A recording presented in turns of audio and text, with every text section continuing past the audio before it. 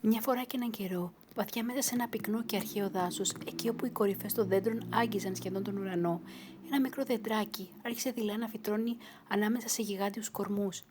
Ήταν λεπτό, τρυφαίο και χαμηλό, με μικρά πράσινα φυλαράκια που έτρεμαν σε κάθε φύσιμα του ανέμου. Τα μεγάλα δέντρα γύρω του, περήφανα για το ύψος και τη δύναμή τους, συχνά το κορόιδευαν. Κοίτα πόσο μικρό είναι, δεν θα φτάσει ποτέ εμάς. Δεν βλέπει καν τον ήλιο. Το μικρό δεντράκι λύγιζε από στεναχώρια πιο πολύ παρά από τον άνεμο. Μα ανάμεσα σε όλους στεκόταν ένα πανάρχιο σοφό δέντρο με κορμό δυνατό και ρίζες τόσο βαθιές που έμοιαζαν να αγγίζουν την καρδιά της γης. Είχε δει αμέτρητες εποχές να περνούν, είχε αντέξει καταιγίδες, χειμώνες και δυνατούς ανέμους. Και κάθε φορά που άκουγε τα πειράγματα, μάλλον τα μεγάλα δέντρα. «Αφήστε το ήσυχο», έλεγε με βαθιά ήρεμη φωνή. «Ξεχνάτε πως κι εσείς κάποτε ήσασταν μικροί βλαστοί.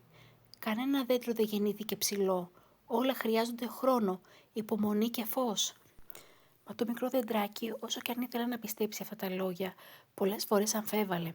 Κάθε μέρα προσπαθούσε να τεντώσει τα κλαδάκια του ψηλότερα, να φτάσει μια χτίδα ηλίου που ξεκλειστρούσε μέσα από τα πυκνά φύλλα των άλλων. Μα ο άνεμος το λύγιζε, η βροχή το βάραινε και οι φωνές γύρω του το πλήγωναν.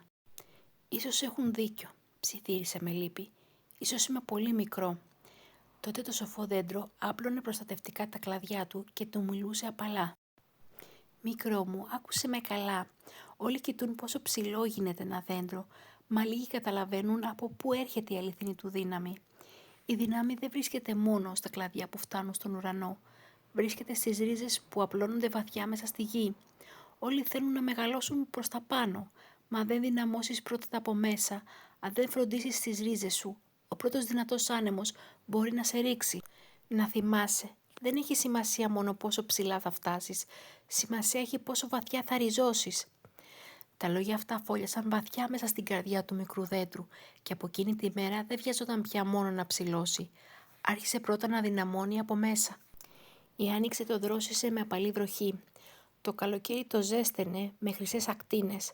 Το φθινόπωρο το μάθαινε να αφήνει πίσω ό,τι δεν χρειαζόταν. Και ο χειμώνας το έκανε πιο δυνατό. Χρόνο με το χρόνο το μικρό δεντράκι μεγάλωνε. Ο κορμός του δυνάμωνε. Τα κλαδιά του άπλωναν προς τον ουρανό. Μα πιο πολύ απ' όλα οι ρίζες του βάθαιναν. Χώνονταν βαθιά στο χώμα, γερά και σταθερά, χτίζοντας σιωπηλά τη δύναμή του. Κανείς δεν την έβλεπε, μα εκεί κρυβόταν όλη του η δύναμη.